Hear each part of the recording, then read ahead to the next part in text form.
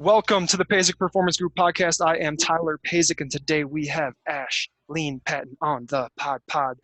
Ashlene is a she works at Cycle Bar right now, and she's a sport and health enthusiast. She got her bachelor's in philosophy, and she studied psychology as well in college. And now she's looking to go back to school as for sports psychology at the University of Denver. And the reason we're doing this podcast is because I get asked a few of the questions that she was asking me in person, and I kind of stopped her and I'm like, hey, could we make this a podcast? Because a lot of people ask me these questions, and I want to make sure that I can just get all these answers out to the general public so that they know as well how the sports psychology world works and how to get into it and do all that good stuff. So let's get into it. What's up, Ashlene?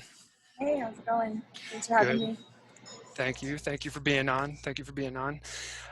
So when we were talking at Cycle Bar after I took one of Amy's classes, my girlfriend's classes, you were wondering about getting into sports psychology and how to go about that. And you're like interested, but you don't really know what it is and where to start and all that good stuff. So Yeah, I guess we're going to absolutely. turn this around to you and ask me questions that you have pertaining to that. Yeah, definitely. Yeah, Amy told me that you studied sports psychology, and it's just so funny because coincidentally, I've been thinking about it for a couple of years, and so I kind of wanted to know more information. So I thought this was a perfect way to start. Um, just to get started, I guess, I kind of like to know, because we talked a little bit about it, but I told you about my sports injury and how it kind of made me want to study more about the psychology rather than, being in sports. But so what inspired you to want a career in sports psychology? Well, that's a good question. So, starting back in my junior year of college, I got hurt as well. And I tore my labrum in my left shoulder while I was pitching at Indiana State University. And then I did 15 months of rehab, and I tore it again and wound up hanging him up after that one because I didn't want to go through surgery again. But during those 15 months of rehab, my dad handed me this book called The Mental Game of Pitching by Harvey Dorfman. And that was my kind of introduction into the performance psychology, sports psychology realm. And that's another big key kind of tangent here, is that the sports psychology is kind of what I do, but I would call what I do more performance psychology, because it's all related to on the field or on the court activities that they can do to kind of bolster their performance in the right direction. And so sports psychology, I think, is a little bit different. And I think that involves, I consider sports psychology to have three different areas. So you have like clinical sports psychology, you have performance psychology or applied sports psychology, and then you have the research side. So clinical, applied, and research. And so I went to TCU and got my master's in sports psychology, and that was the research side. And then I studied under Brian Kane, who studied under Ken Ravizza, and I also studied under Greg Warburton and Dr. Rob Gilbert. And those are all my mentors in the applied sports psychology, performance psychology realm. And then I'm eventually going to go back and get my clinical degree in clinical psychology. So those are like the three different areas. But what got me started was that book called The Mental Game of Pitching. And I actually read about half of it, and then I don't know what happened to it because I didn't think it was that interesting. So after that, I went back to school. My friend handed me this book called Mind Gym, and that's when everything really took off. And I was like, oh man, there's a whole other world. Like, this is how you can train your brain to actually perform at a higher level. So I got into that, and then I started looking up research articles. And then after college was done, I was a head baseball coach, and I really found that I enjoyed teaching the mental skills more than I enjoyed teaching the physical skills. So that's when I started looking into sports psychology like you are now. And I mean, now I'm doing what I do. So that's how I got started, though, is that my dad handed me that book and I got hurt, which I've found is kind of a similar starting point for a lot of sports psychologists is they get hurt and then they go through that, that loss of identity, and they come back stronger, and they've been through one of the hardest moments of their life, which is, who am I if I'm not a baseball player? And for you, it was, what was your sport again? It was rugby. Rugby? Yeah. Yeah, who am Yeah. I It if was I'm my, not a rugby player? yeah. Yeah, it was super tough. I remember it was my senior year. It was actually off season, so spring is our uh, regular season, but of course we play and do scrimmages with like other teams around, and so it was like one of the last games. And it was like my brother has never seen me play. I have an older brother, and he like went to go see in like 30 seconds in the game. I heard a pop, and I just tore my ACL and meniscus. So Oh that was man, kind of that's my tough. moment. Yeah. So it's kind Injuries of are just, not fun. yeah, but it helped because it definitely made me see that it is more psychological than anything. So that was a pretty cool thing. Yeah. So, what advice would you give someone who's considering this type of field, especially because you talked about, like your formal education? Would you say that that's like a typical route to go, and is there some informal uh, things that people can do, or education, or even just like routes to take that you would advise people to do in Hmm. order to see if they want to continue this education with sports psychology or in this field? Yeah, so I always say that it depends on your end goal. So, like, for instance, what's your end goal? Um, I've always been interested in counseling, so I feel like I definitely want to help someone just because I told you. And so just to give a little bit about my background. So when I tore my ACL and meniscus, I actually was, before that, I actually found a team in Ireland, and I was going to play in Ireland.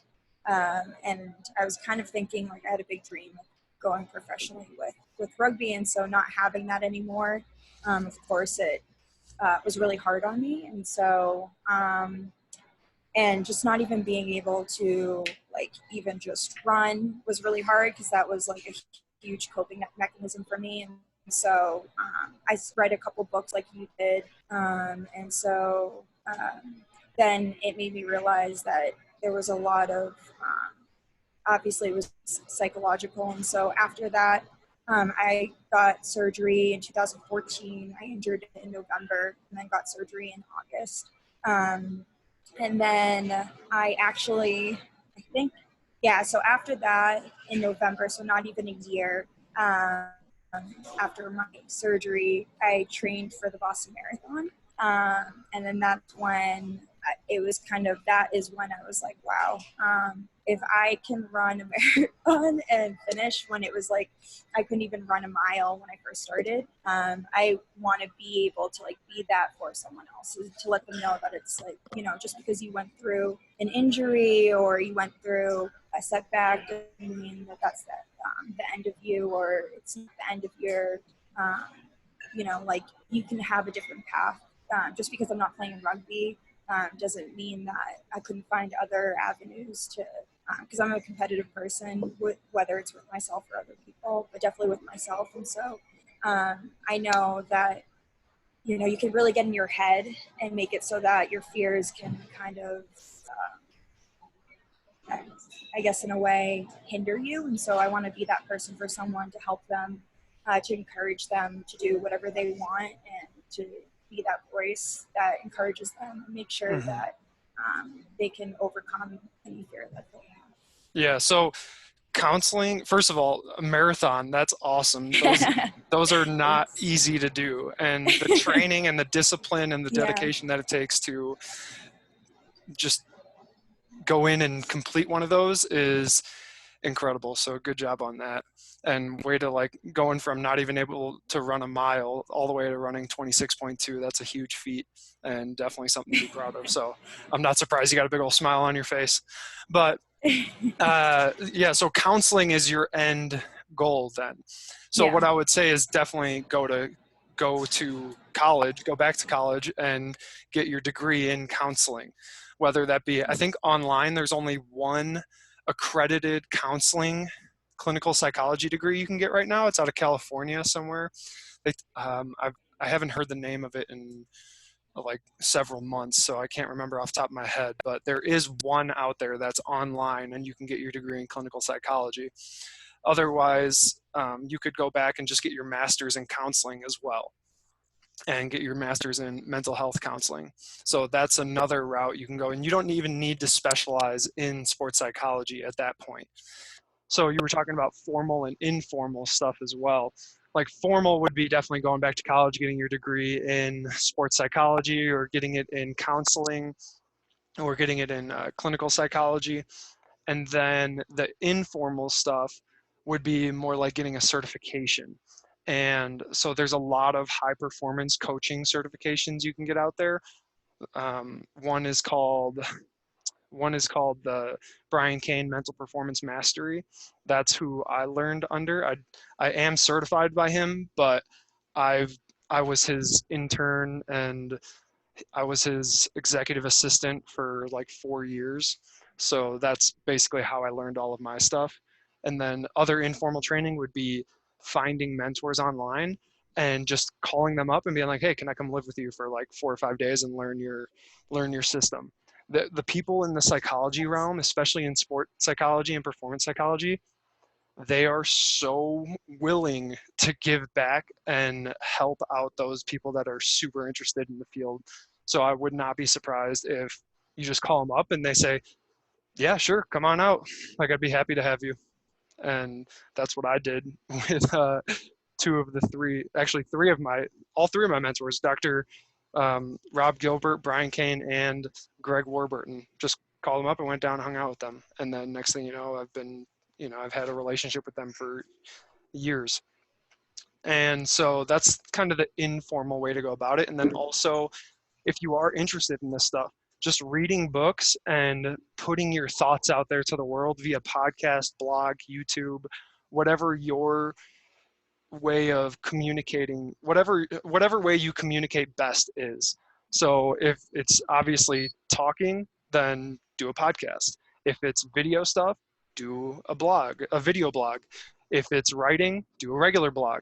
So it really just depends on what you're the best at initially. And then once you kind of start growing your personal brand and whatnot, then you can branch out. And then also, to start, I would say start with your niche. And then of course, like, people are going to look at you and they're going to be like, oh man, Ashlene, she's the rugby girl.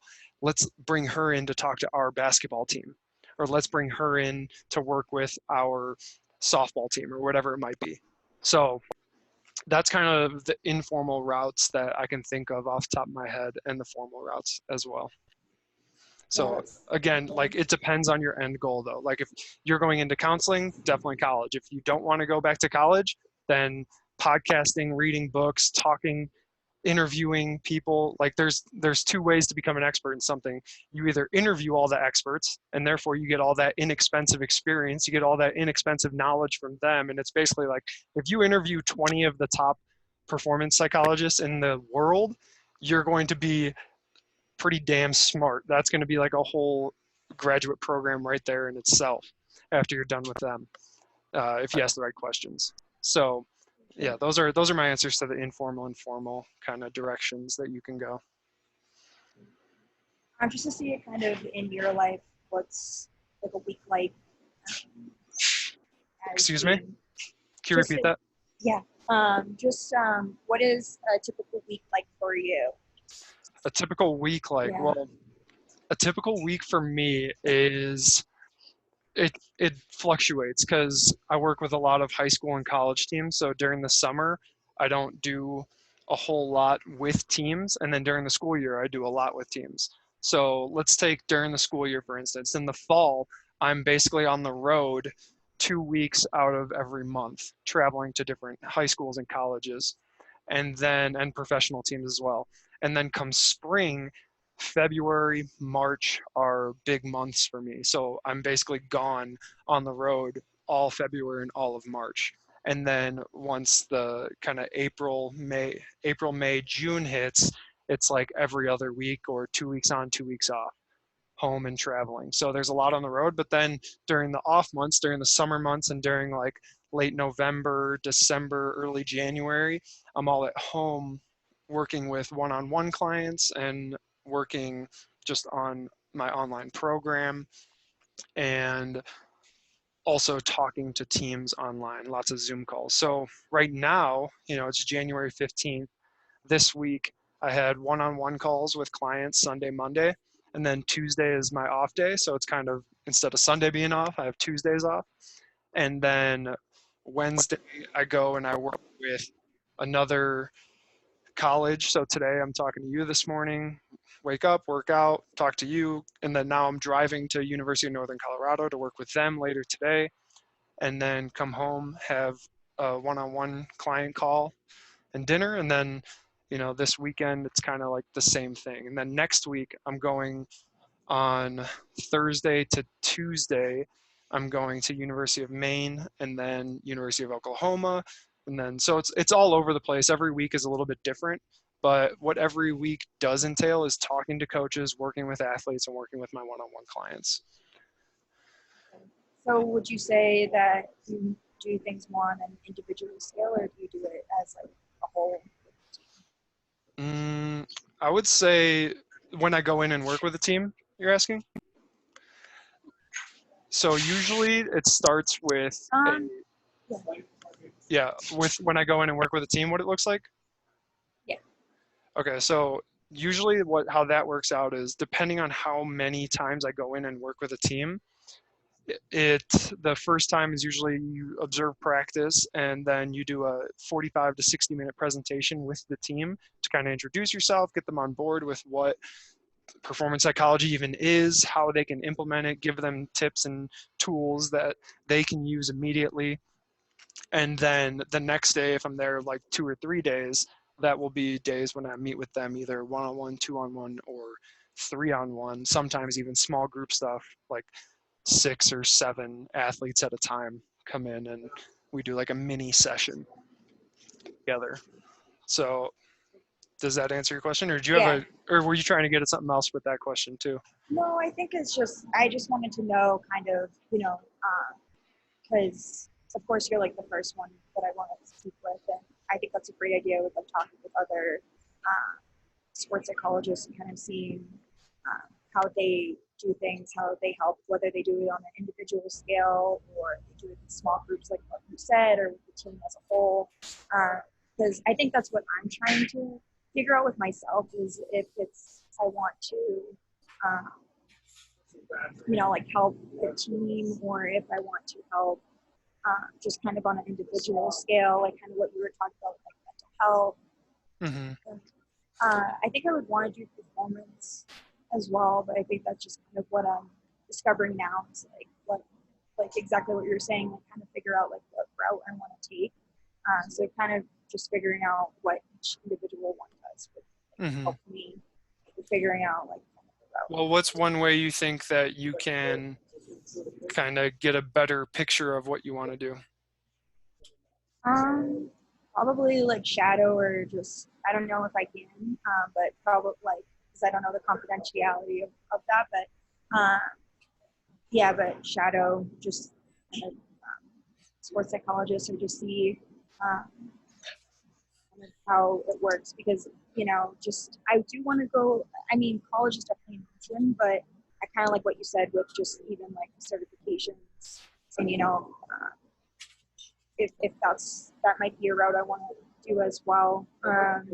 Just because if I don't have to go to school, so I might not necessarily want to, but I obviously I want to learn as much as I can. So I kind of like what you said with like just getting a mentor, or just kind of studying other sports psychologists and seeing what they do to see if that's kind of development.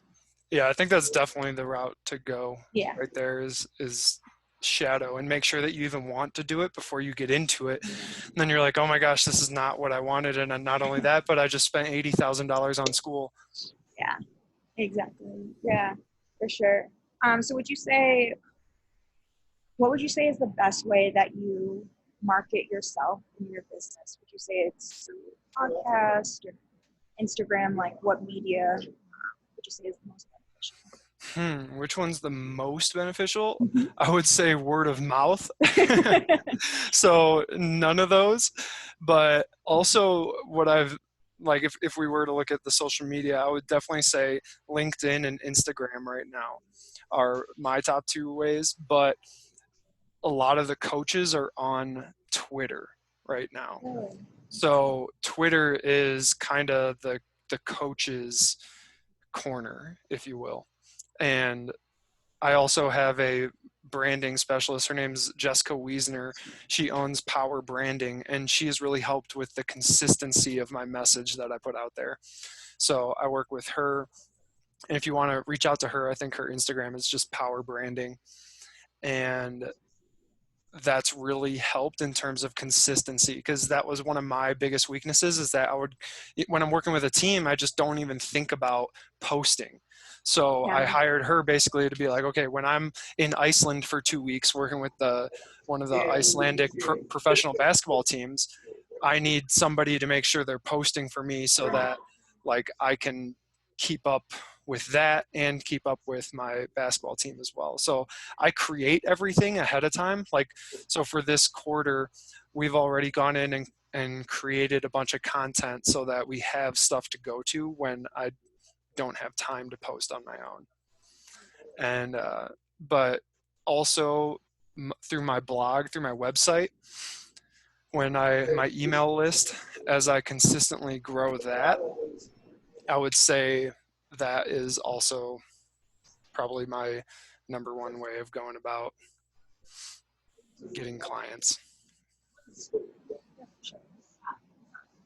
forward thinking, but also with that in mind, just when you're marketing yourself or just thinking about this field in general, what would you say? What like skills or abilities or just like personal attributes would you say someone is essential to be successful in this? So I like how you called them skills, because they definitely are. I mean, you might think you're like a introvert, or you might think you're an extrovert, but I believe that we have moments of being introverted and moments of being extroverted. So when you're working with a team, obviously you're going to want to have that moment be an extroverted moment.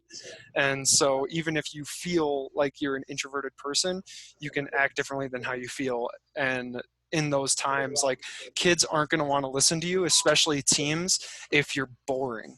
So it's finding a way to get them to buy in. You know, a lot of coaches talk about buy-in, and the reason that they bring in me, or they bring in one of my old mentors, is because we're able to create buy-in with teams incredibly quickly, compared to some people that go in and just talk about like the inverted U theory, and they talk about theories, and they talk about just big picture stuff. And it's like, okay, but how do you help me get better on the field? Yeah. You know? So I would say that energy, like being able to speak, like public speaking is huge. So go in and just bringing energy to your presentation so that kids are actually like genuinely excited about putting this stuff into play, instead of going in there and just talking and being boring, or not giving any strategies at all. Like, I've seen plenty of people that are getting paid a ton of money to go in and speak to kids, and then afterwards I'll go in and I'll ask them, okay, well, what's like the number one thing you got out of that presentation? What's the number one strategy that you're going to implement today and tomorrow and the next day so that you can get better every single day? And they're like, oh, like, be positive. And I'm like, okay, well, how do you be positive when you're negative?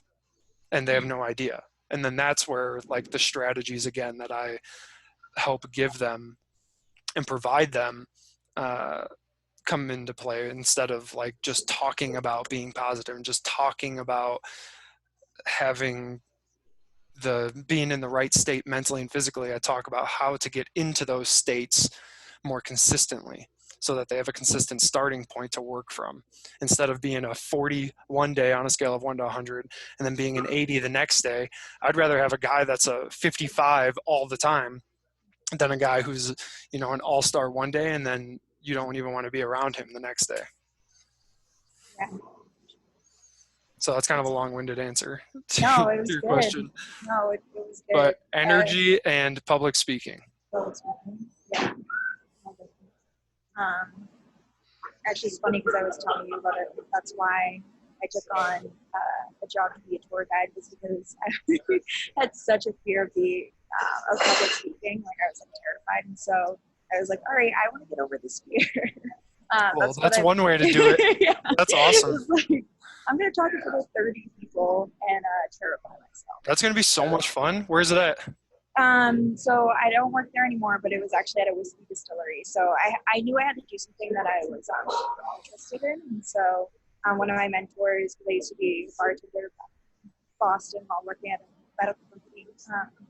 But yeah, he was like, you should be a tour guide. I'm like, I am terrified of public speaking. He's like, no, you'd be good at it. Just do it. And so I really wanted to get over that fear. And so I did it for 2 years. So needless to say, the first couple months were pretty rough, but Mm-hmm. after that, yeah, you just learn how to cope with it. And you learn that it's actually gets easier, and actually you make it like really fun, because then you're not really afraid to like be yourself in it in your tours. It's hour-long Yeah, that's tours, so awesome. we went through a guided for 1 hour. So you talk about the history of how the distillery got started, the process. So And you're just talking in front of whiskey. people the whole time? Yeah, the whole Oh, time. that's beautiful. Yeah, so Yeah, you probably won't have any problem at all. Just it's an easy transition then for you. yeah. No, So oh, yeah, go on. oh, sorry. No, I was just saying. Yeah, no, it it was one of the hardest things, but I'm glad we did it. Yeah, no doubt. Do you have any Um, more questions? yeah. So I have one more, and so we were talking about a lot of like what would be beneficial, and what formal and informal education. My last question would be, what do you think is not beneficial to do, or could you think of anything that would be beneficial in Dang, terms of that's a just really good question. I don't think I've ever been asked that question, really? but this answer is gonna find it's gonna be very simple, but the thing that you can do that would be the least beneficial would be doing nothing and continuing to think about doing something, but then never finding out if you have the ability to do it or where you should get started. Not just you, but everybody who's listening to this right now, if they're looking to get started, a way to get started. It's just that you're not taking the step. So it's like, that you should start a podcast, or that you should start a blog or do this stuff or go and mentor people, but then you don't ever do it because you don't sit down and you don't take 15 minutes. It literally is a quick Google search, probably 15 milliseconds to hit enter around the like top performance psychologists in the world and hit enter and see who comes up, or how to start a podcast, hit enter and there you go. YouTube University, Google University. So I would say what's not beneficial is not taking action on something that you think is worthwhile. So action over everything. Yeah, that's nice, especially because it's so scary to start something sometimes. Like sometimes you're like, what if, like, who am I to, like start a podcast? But I think that's the best way to do it. No, literally, Yeah. that's exactly. I get that too sometimes. Like last night, Amy and I were talking about how I could do better on just social media in general. And I was telling her, I'm like, yeah, sometimes I think about doing like Instagram live or something like that.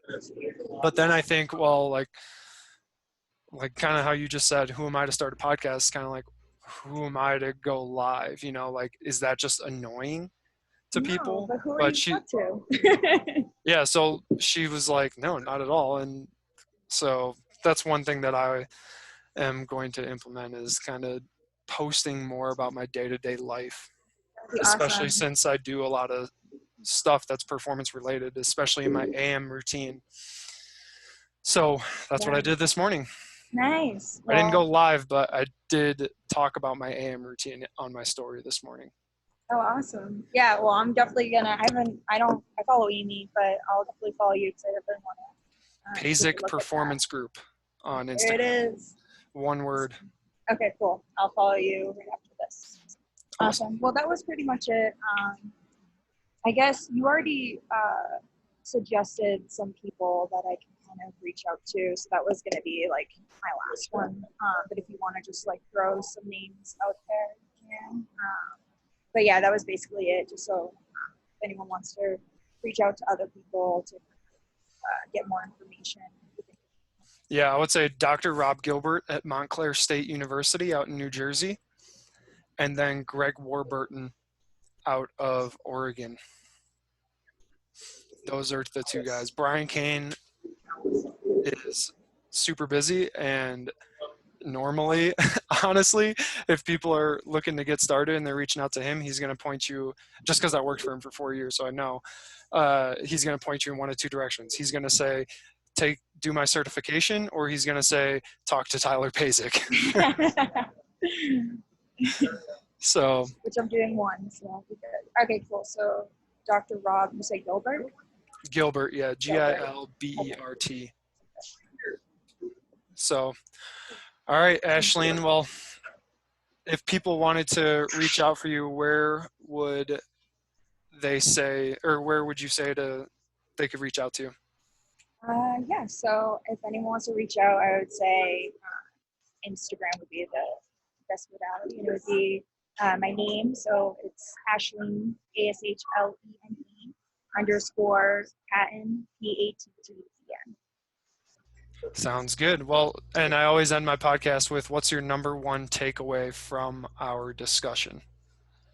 I think the number one would definitely be take action and find a mentor to kind of see if it's something you want to do and just kind of see where it goes from there. So, thank you so much.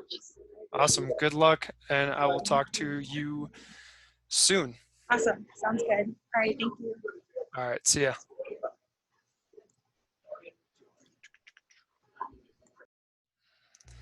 Thank you for being on the Pazik Performance Group podcast. I'm Tyler Pazik, and that was Ashlene Patten.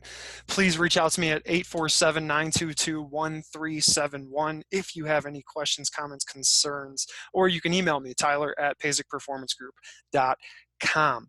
Again, thank you for listening. Appreciate it. Hopefully, if you are looking into sports psychology or performance psychology, or you're looking to go back to school for counseling, to get your degree in counseling, hopefully this helped you out.